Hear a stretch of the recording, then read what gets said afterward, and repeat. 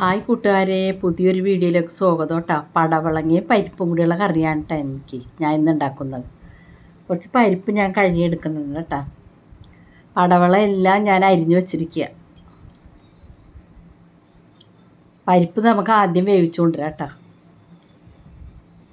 പടവളങ്ങനേലും wave പരിപ്പിനാണല്ലോ. അപ്പോൾ ആദ്യം പരിപ്പ് നമുക്ക് ഈ കുക്കറിട്ട് വേവിക്കാം. പരിപ്പ് ഇത്രയും വേണ്ട, കുറച്ച് ഞാൻ ഈ പരിപ്പ് രാവിലത്തേക്ക് ഒലത്താനായിട്ട് എടുക്കാനുണ്ട്.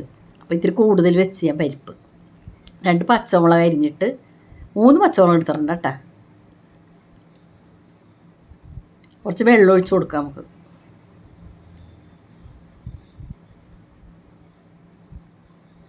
കുറച്ച് ഉപ്പും കൂടി ഇട്ട് കൊടുത്തിട്ടുണ്ട് കേട്ടോ. ഇത് നമുക്കിത് വേവിക്കാൻ വെക്കാം കേട്ടോ.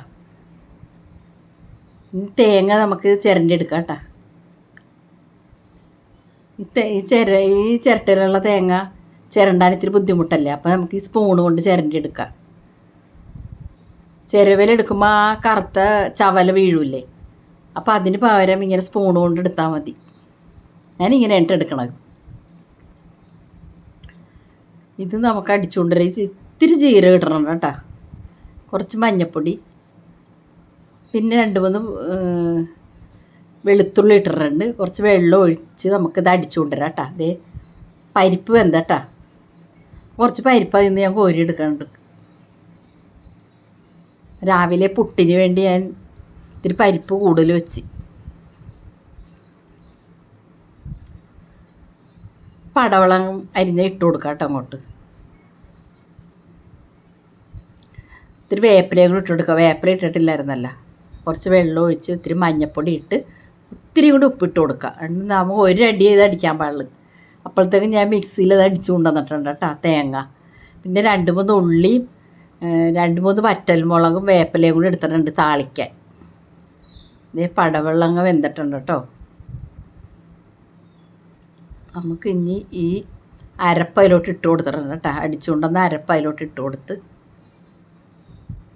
ഇതൊന്ന് തിളച്ച് ആ മൂടിയിലുള്ളത് ഇട്ട് കൊടുത്ത് ഇട്ട് കൊടുത്ത് നമുക്കിതൊന്ന് നന്നായിട്ട് മിക്സ് ചെയ്യാം.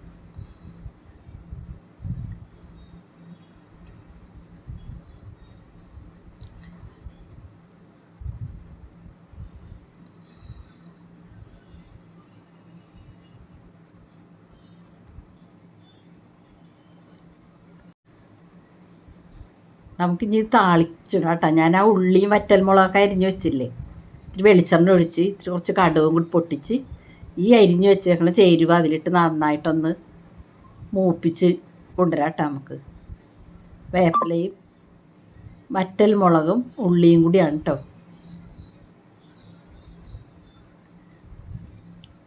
ഇത് നന്നായി മൂപ്പിച്ചിട്ട് നമുക്ക് അതിലോട്ട് ഇടാം കേട്ടോ.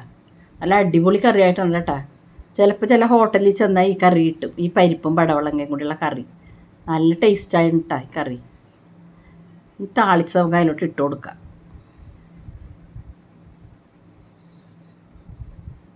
നല്ല അടിപൊളി കറി ആയിട്ടുണ്ട് കേട്ടോ.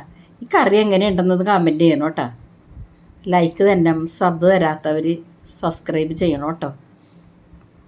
ഞാൻ ടേസ്റ്റ് നോക്കട്ടെ കേട്ടോ. ഈ അടിപൊളി കറിയാണ് കേട്ടോ. ഒരു കറി ഉണ്ടാക്കും, നല്ല ടേസ്റ്റാണിത്.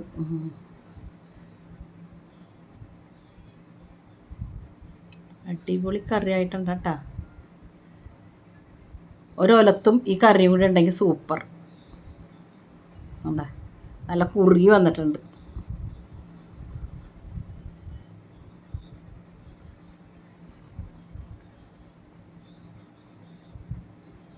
നല്ല കറിയാണ് കേട്ടോ. Okay, by.